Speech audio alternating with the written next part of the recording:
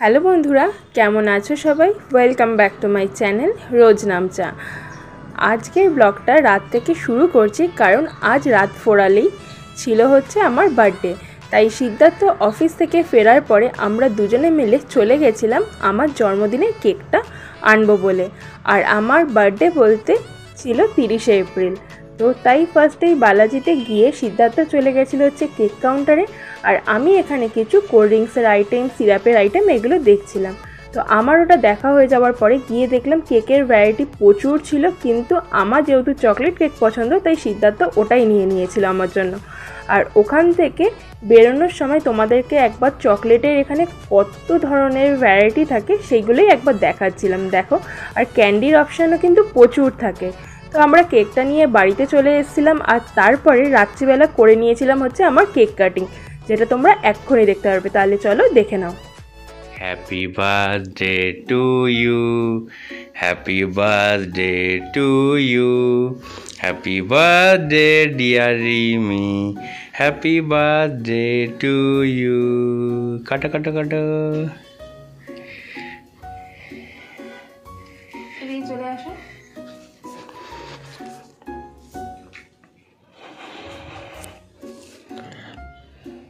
আমার বার্থডেটা 30শে এপ্রিল, এবার যেহেতু মঙ্গলবার পড়েছিল আর সেই দিন যেহেতু আমাদের ভেজ থাকে, তাই সেই দিন শুধু আমি কেক কাটিং করেই রেখে দিয়েছিলাম, আর সেলিব্রেশনটা পরের দিনের জন্য বাকি ছিল। তাই পরের দিন গ্যাংটকে নয়, আমাদের বাড়ির কাছাকাছি বেলি বলে একটা রেস্টুরেন্ট কাম হোটেল ছিল। তো আমরা দুজনে মিলে সেখানেই চলে গেছিলাম দুপুরে লাঞ্চটা করব বলে। আর এন্ট্রান্সটা দেখো কত সুন্দর।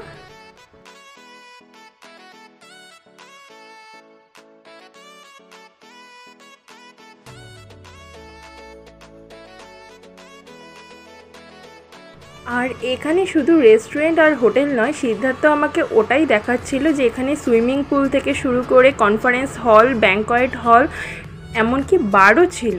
তো আমরা তারপরে চলে গেছিলাম হচ্ছে রেস্টুরেন্টের ভেতরটাতে, আর ভেতরটাও খুবই সুন্দর ছিল। আর এখানে রেস্টুরেন্টগুলো আমার সবথেকে বেশি ভালো লাগে, কারণ হচ্ছে এদের ডেকোরেশনটাই হয়ই হচ্ছে গাছ দিয়ে। আর এখানে যেই গাছগুলোর এরা ব্যবহার করে এইগুলো কিন্তু একটাও আর্টিফিশিয়াল নয়, সবকটা রিয়েল। তাই এখানকার সৌন্দর্যকে যেন আরও বেশি বাড়িয়ে তোলে। তাহলে চলো এবার একদম ভেতরে গিয়ে বসা যাক।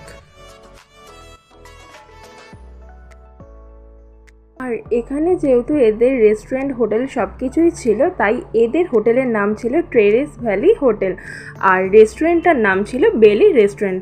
তাহলে চলো তোমরা এটা পুরো ভিউটা দেখে নাও।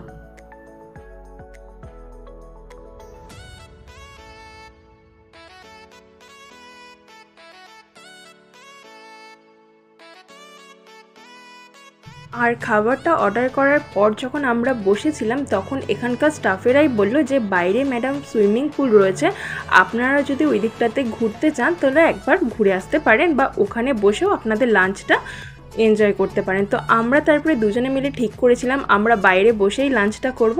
আর বাইরেটাও দেখো কি সুন্দরটাই না লাগছিল দেখতে।